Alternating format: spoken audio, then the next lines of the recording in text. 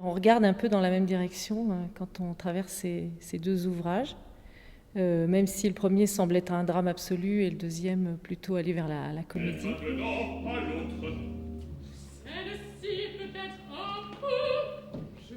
Vous avez prononcé le mot torture, ça m'amuse parce que vous savez que le personnage principal donc s'appelle Torquemada, enfin pas principal mais le premier, l'horloger.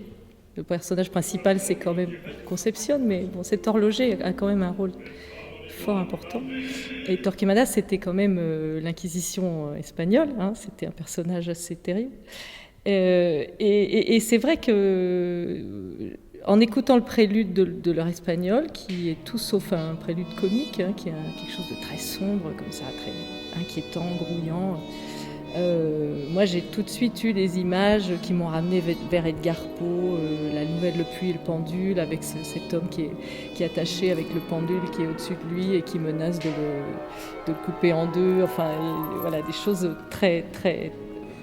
L'Espagne, pas l'Espagne de Bizet, mais plutôt cette Espagne-là, voilà.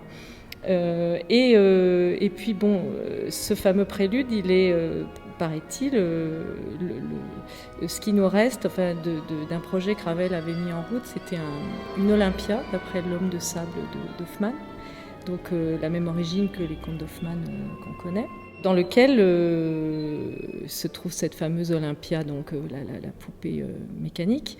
Et d'ailleurs, on a dans ce prélude un petit coq en cuivre, enfin celui qui est cité d'ailleurs dans les contes d'Hoffmann par Niklaus. Enfin, on a ces automates en plus des horloges.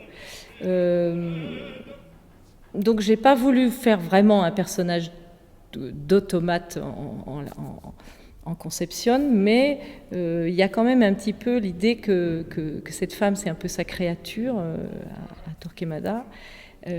Qu'il y a vraiment quelque chose dans le couple d'à la fois un peu complice et malsain entre les deux dans cette mise en route du compte à rebours. Concepción n'est pas étrangère non plus à ce jeu. Alors c'est une femme très frustrée. Elle est avec un mari, ça ne va pas, il est vieux, ça ne va pas. Et donc pendant qu'il est dehors, elle essaie de trouver un homme, un amant. Et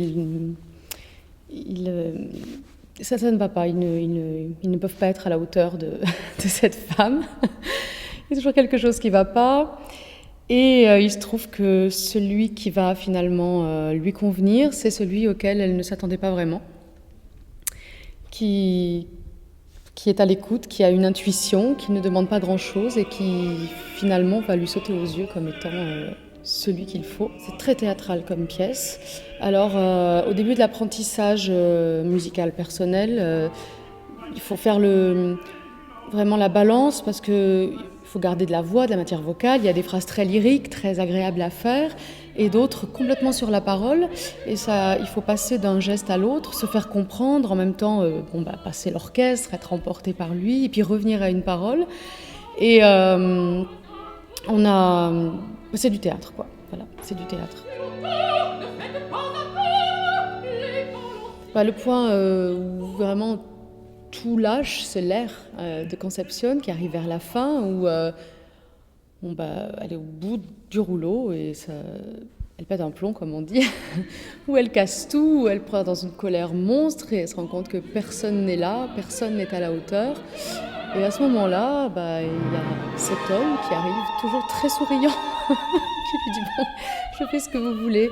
Et elle est à la fin effectivement apaisée, oui.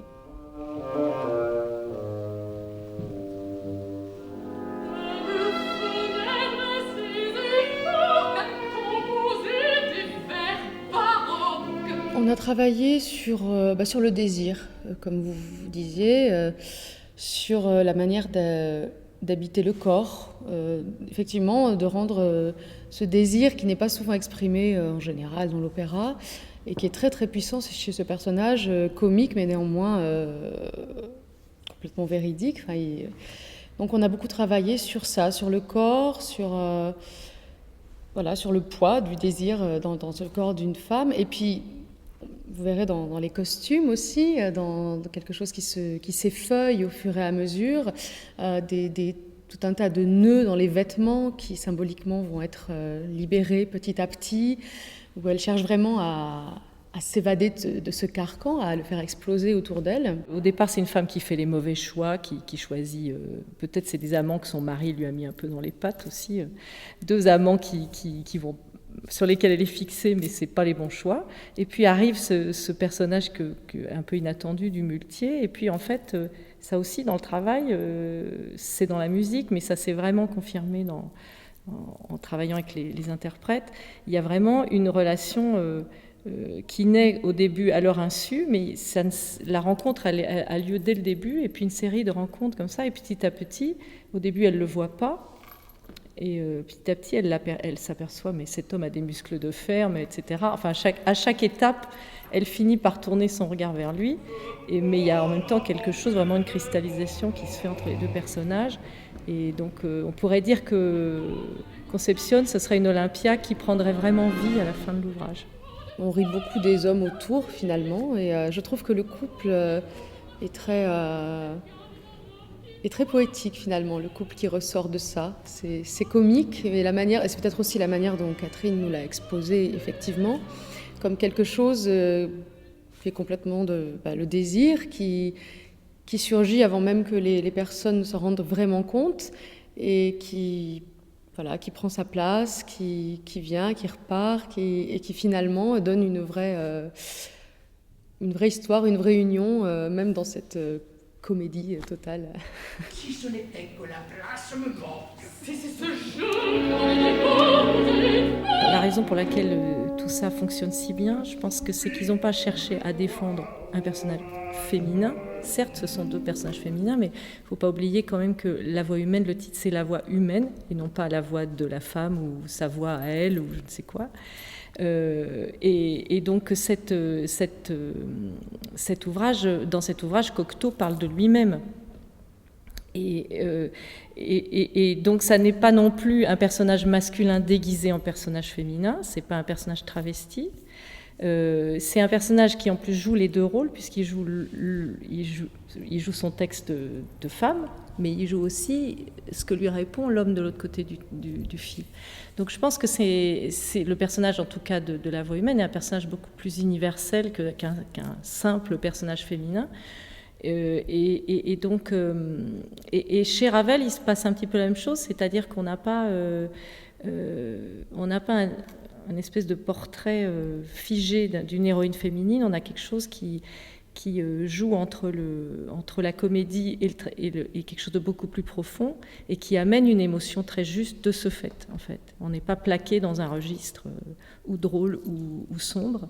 Et c'est pour moi, c'est de là que vient la justesse de ces deux œuvres. C'est qu'on est toujours dans une émotion qui a une souplesse comme ça, qui a voilà, qui n'a pas, justement, il n'y a pas de parti pris, je veux être dans le drame, je veux être dans le comique, et c'est ça qui donne toujours la force des émotions, vraiment.